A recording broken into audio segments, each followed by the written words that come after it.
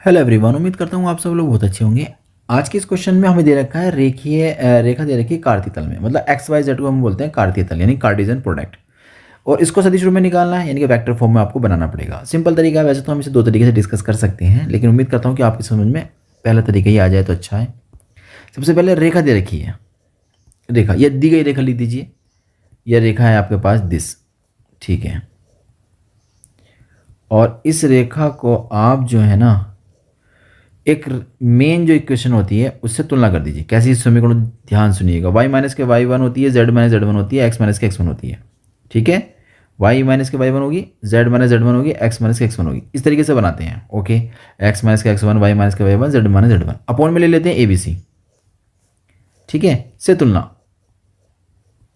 इसे तुलना कर दीजिए।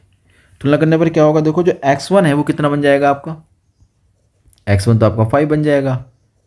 y1 कितना बनेगा, y1 आपको बन जाएगा 4, लेकिन ये तो माइनस का था और यहाँ रिजल्ट है प्लस का, इसका मतलब 4 नहीं बनेगा, क्या बनेगा, -4 बनेगा। Very good.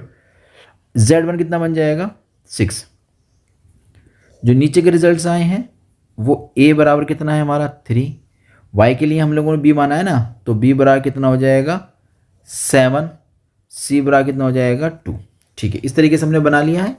अब ध्यान सुनिएगा, अब जो बिंदु का स्थित सदिश होगा वो क्या होता है, ध्यान सुनिएगा। उम्मीद करता हूँ आपकी समझ में आ जाएगा। स्थित सदिश क्या है, वेक्टर ए मान लेते हैं उसको। जो बिंदु है वो हमारा ऊपर वाले बिंदु कहलाते हैं ये।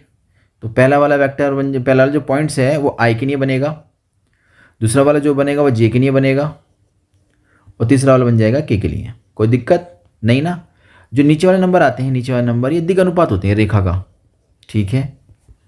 रेखा का दिग अनुपात, ये रेखा का दिग अनुपात कहलाता है, ओके। कोई दिक्कत यहाँ तक। कितने कितने हैं दिग अनुपात, 3, 7 और 2 हैं।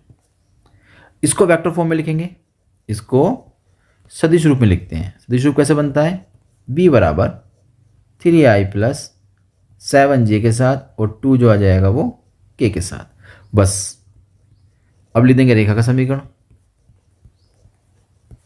सदिश रूप में,